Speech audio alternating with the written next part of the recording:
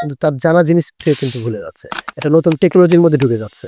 যে আমি মনে হয় এটা পারবো না। অনার্স বলি আর মাস্টার্স বলি আর এসএসসি, এইচএসসি বলি সেখানে কিন্তু তারা কম্পিউটার বেস পড়াশোনা করেনি।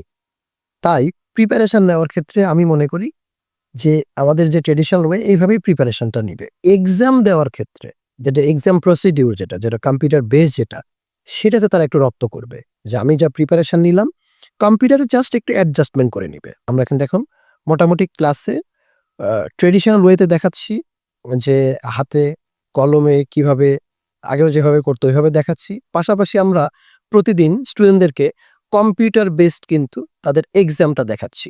যে এই বিষয়টা কম্পিউটারে কিভাবে তারা অ্যাডজাস্টমেন্ট করে নিবে। ডিফারেন্সটা ওই শুধু পরীক্ষার ক্ষেত্রে। আমাদের মক টেস্টটা তারা আমাদের ল্যাপটপ বা পিসিতে তারা বসে দিচ্ছে।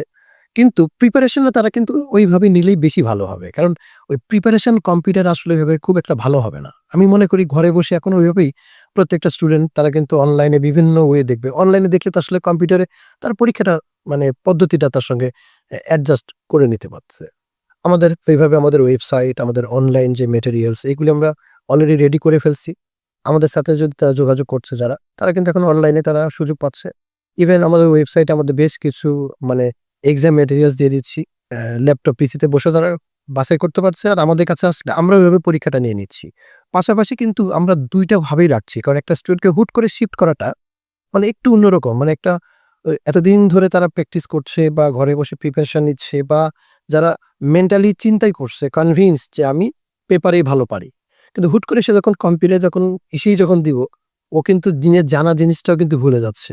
মানে ওই স্টুডেন্টরা ওনারা কি করছে যে আমি যা জানি সেটা মনে হয় মানে একটা নতুন টেকনোলজির মধ্যে ঢুকে যাচ্ছে।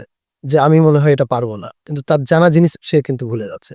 তার থেকে আমি মনে করি এটা হুট করেই তাকে রপ্ত না করিয়ে তার ট্র্যাডিশনাল ওয়েতে যে প্র্যাকটিস করছে ওই প্র্যাকটিসটাকে আমরা কম্পিউটারে শুধু এক্সামে শিফট করায় দিচ্ছি।